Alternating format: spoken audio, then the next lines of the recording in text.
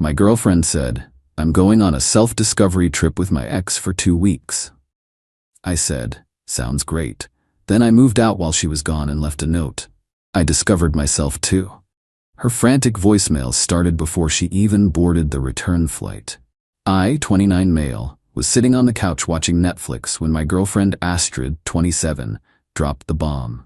She walked in from the bedroom, stood directly in front of the TV, and announced, "I need to tell you something important." The way she said it, all serious and dramatic, I thought someone died. "I'm going on a self-discovery trip with Garrett." Garrett, her ex from college, the guy whose photos she still had on her Instagram, the one who really understood her artistic soul, or whatever BS she used to say. I paused my show. "When?" "Next week.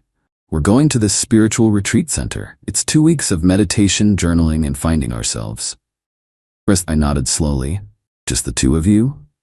"Don't make this weird, okay? It's not about him. We're just friends now, and he's going through stuff too. We got a group discount." "A group discount for 2 people. Look," she continued, "I know how this sounds, but you need to trust me.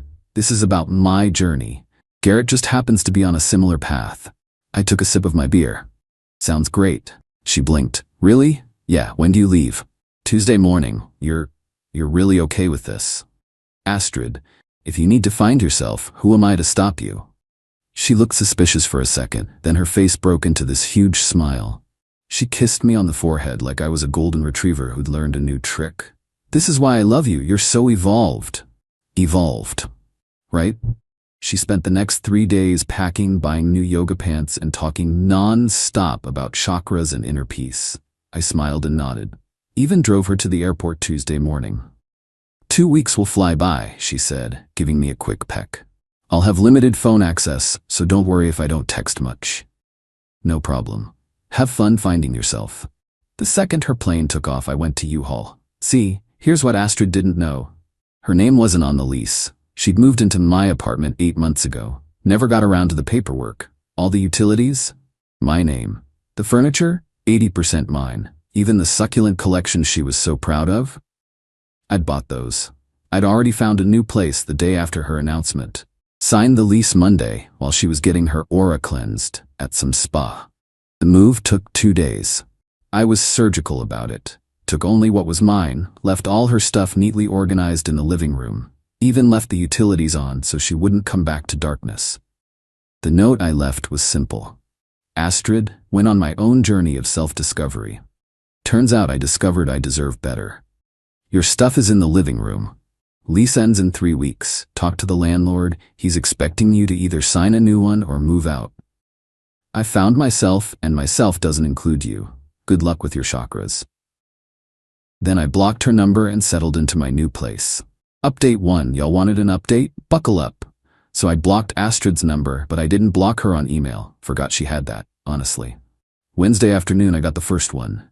"What the hell is this? I came back early because the retreat was awful and you're gone? This isn't funny anymore. Where are you?" Wait, she came back early? From her spiritual journey? After 5 days? More emails flooded in.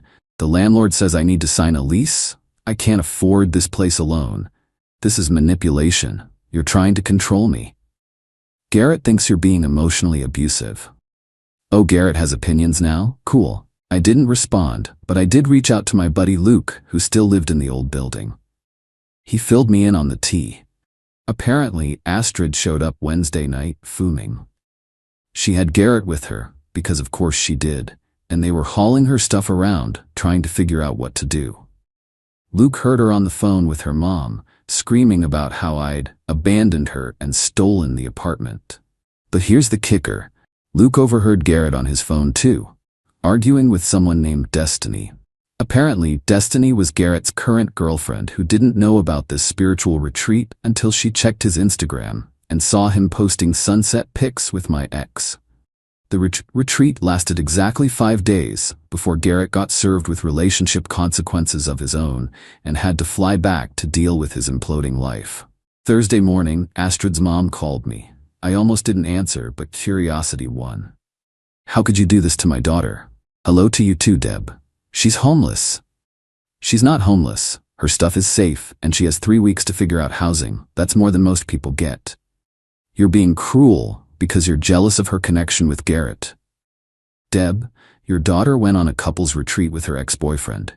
It was not a couples retreat. It was about finding inner peace. With her ex, alone, for 2 weeks.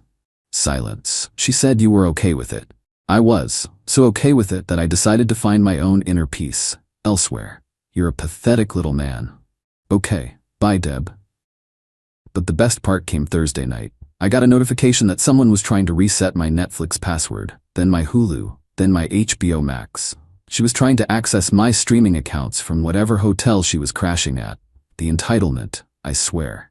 I changed all the passwords to variations of Find Your Own Netflix. Then I got a text from an unknown number. Guess she got a friend to text me. Astrid wants to know why you're being so petty about the streaming services. She's having a panic attack. A panic attack. Over Netflix. I responded, tell her meditation might help. Update 2. The entitlement escalation has been wild. Friday, Astrid tried a new strategy. She showed up at my gym. Not to work out. She doesn't have a membership. She waited in the parking lot for 2 hours until I came out. We need to talk. I kept walking to my car. You can't just ignore me. We were together for 3 years. 8 months, I corrected, unlocking my car. The emotional connection was 3 years. What does that even mean? She grabbed my arm. Look, I get it. You're hurt about Garrett, but nothing happened. Cool. We meditated. We did yoga. We talked about our feelings. Sounds magical. Stop being sarcastic. This is serious. I need a place to live. So get one. I can't afford anything. You know I'm between jobs.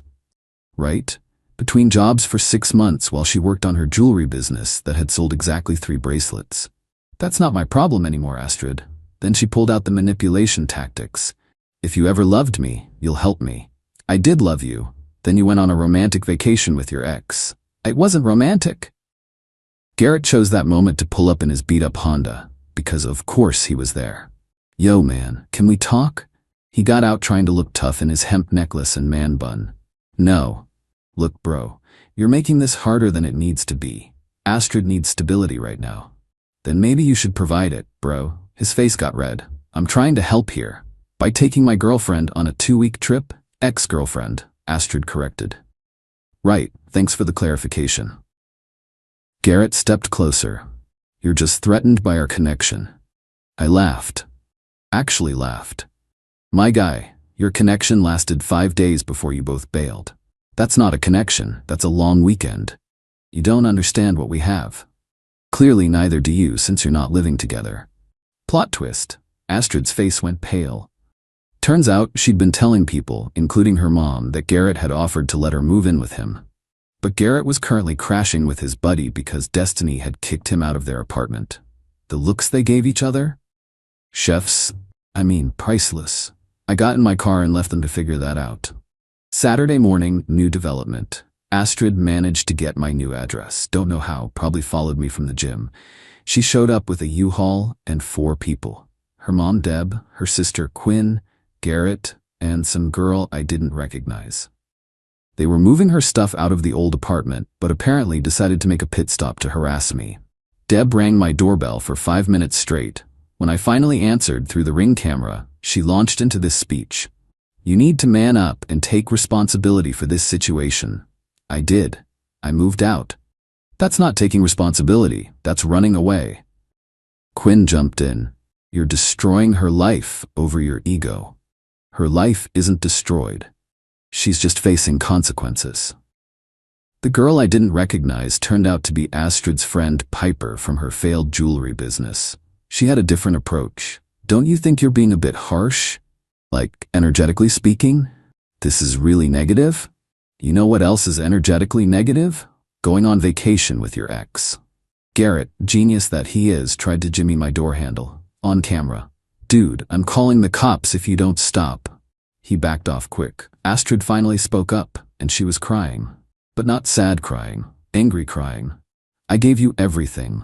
I decorated your apartment. I cooked for you. I made you a better person. You decorated with my money, cooked twice in 8 months, and I'm the same person I always was. You're being vindictive. I'm being gone. Big difference. They finally left after I mentioned I was documenting everything for a potential restraining order. But the saga wasn't over. That night, around 10 p.m., I got an email from Astrid with the subject line, business proposal. I kid you not, she sent me a business proposal. She wanted me to invest in her jewelry business in exchange for 10% equity. The investment amount? Exactly what 3 months of rent would cost at the old apartment. The business plan was 2 sentences. Cosmic Creations will revolutionize mindful jewelry. With your investment, I can focus on creation without housing stress. I didn't respond, but I did forward it to Luke, who works in venture capital. His response, is she high? Update 3 Monday morning, the explosion happened. I woke up to my LinkedIn blowing up. Astrid had messaged every single one of my professional connections with this. Hi, I'm raising funds for my spiritual jewelry business and noticed you're connected with my ex. Despite our personal situation, I believe in keeping business separate. Would you be interested in cosmic consciousness through wearable art? She really pitched her failed bracelet business to my boss, my clients, my college professors, the random recruiter I connected with 3 years ago. My boss texted me, your ex is interesting. Is she okay? My biggest client, I think your girlfriend needs help. The university professor, is this performance art? But she wasn't done. Astrid had created a GoFundMe, help a spiritual entrepreneur escape emotional abuse. The description was a masterpiece of delusion. According to her, I had financially controlled her for years. She hadn't worked in 6 months by choice, isolated her from friends, she went out every weekend, sabotaged her business, I never touched her jewelry stuff, abandoned her during a mental health crisis, the crisis being consequences. Goal amount, $25,000. She'd raised $37. All from her mom. Things got weirder. Garrett left me a voicemail from a different number. Hey man, look, real talk, Astrid's kind of losing it. She's staying with her sister, but Quinn's about to kick her out. She keeps saying you're conspiring against her. She thinks you hacked her chakras or something. I'm gonna be honest, bro, the retreat was weird. She wanted to do this tantric workshop and I was like, that's too much, that's why we left early. Well, that and my girl found out. But anyway, maybe just like, give her some money so she stops. She's making us all look bad. Hacked. Her. Chakras. I can't make this up. Wednesday was court day. Yeah, we ended up in court. Not for anything serious. She tried to file a civil claim saying I owed her compensation for domestic partnership. Apparently she Googled some stuff about common law marriage and thought she had a case. The judge looked at her filing, she represented herself obviously, and actually said, ma'am, you lived together for 8 months. You were on vacation with another man when he moved out. What exactly are you claiming? Emotional investment damages. The judge dismissed it in under 5 minutes. But Astrid wasn't done. Outside the courthouse, she'd arranged for Piper to be there with a camera, filming her giving a speech about systemic oppression of spiritual women. It has 12 views on TikTok, all from her mom's different accounts. Thursday morning brought the final boss battle. I got a call from the old apartment complex. The landlord, Rick, sounded exhausted. Your ex-girlfriend is trying to squat in the apartment. What? She changed the locks. Says she has tenant rights. I'm having to start eviction proceedings. She changed the locks on an apartment she's not even on the lease for. She printed some fake lease off the internet. It's obviously fake. She spelled her own name wrong. She spelled her own name wrong. But here's where it gets beautifully stupid. Remember how I left the utilities on to be nice? Well, she never transferred them to her name. So Thursday afternoon, I called and had them shut off. Legally, they were in my name. I was paying for them. Within an hour, I got a call from an unknown number. It was Quinn. Turn the power back on right now. Who is this? You know who this is. Astrid's in there with no electricity. So she should probably leave. She's trying to run a business. In an apartment she's squatting in? She's not squatting. She's establishing residency. That's literally squatting. Quinn hung up. Friday, it was over. Rick called me. Police removed her this morning. She tried to claim you were her landlord and she'd paid you rent, but she couldn't provide any proof. Because, it never happened. Is she okay? She screamed something about mercury being in microwave and then tried to sage the officers. They were very patient. I think she meant Mercury being in retrograde, but honestly, Mercury being in microwave is funnier. Final update. It's been 2 weeks since the police removed Astrid from the apartment. Here's where everyone ended up. Astrid is living with her parents now. Not with Quinn, who blocked her after the whole thing, not with Garrett, who disappeared completely, but back in her childhood bedroom. According to Luke, who saw her at a coffee shop, she's telling people she's taking a sabbatical from capitalism, and living with her parents is a radical act of resistance. She's still trying to sell jewelry. Her Instagram bio now says, survivor, entrepreneur, cosmic warrior. She has 73 followers, down from 200. Garrett resurfaced on social media with Destiny. They're apparently working through things, which, based on the passive-aggressive posts they tag each other in, means they're making each other miserable. He posted a long thing about how the retreat experience opened his third eye to toxic energies. Astrid commented, "This," and he deleted the whole post. Deb, Astrid's mom, sent me one last email last week. "I hope you're happy. My daughter is devastated. She actually thought you were the one. She was planning to propose to you on that retreat with Garrett. He was going to help her pick out rings. You threw away something beautiful because of your silly male pride. She was going to propose on a trip with her ex, who was going to help pick out rings. I mean, what do you even say to that?" I didn't respond, but I did have a good laugh with my new girlfriend, Heather. I met her at my new apartment complex's resident event. She thinks the whole story is hilarious. Last night, she suggested we take a self-discovery trip, and then burst out laughing. "But seriously, want to go to Seattle next month? Just us. No exes." The best part? Last Friday, I ran into Garrett at a bar. He was drunk and tried to bro-hug me. "Dude, I'm sorry about everything. Astrid's actually insane. She tried to get me to invest in her business too. Said we could be conscious capital partners or something." I was like, "Girl, I deliver pizzas." He delivers pizzas. The spiritual guru, who was going to help her find herself, delivers pizzas. "No hard feelings," I told him, and meant it. Honestly, he did me a favor. "For real though," he continued, "she kept trying to make things weird at the retreat. Like she wanted to do couples yoga and soul gazing and stuff. I just wanted to eat edibles and look at trees, you know? The self-discovery trip was just Garrett wanting to get high in nature and Astrid trying to seduce him. Beautiful." As I'm writing this, Astrid just posted on her business page, "Major announcement coming soon. Cosmic Creations is evolving into something bigger." The announcement, posted an hour later. She's adding essential oil blends to her jewelry line. The oils are just repackaged stuff from the dollar store. Piper accidentally revealed this in the comments before deleting it. Someone asked if the oils were FDA approved. Astrid responded, "I don't subscribe to governmental oversight of natural healing." Her mom was the only one who liked the post. Looking back, the red flags were everywhere. She once tried to pay her portion of rent with a check from her future self. She believed her cat was her grandmother reincarnated. She didn't have a cat. She tried to expense her therapy to my health insurance as a dependent life partner. She once got mad at me for dream cheating. I allegedly flirted with someone in her dream.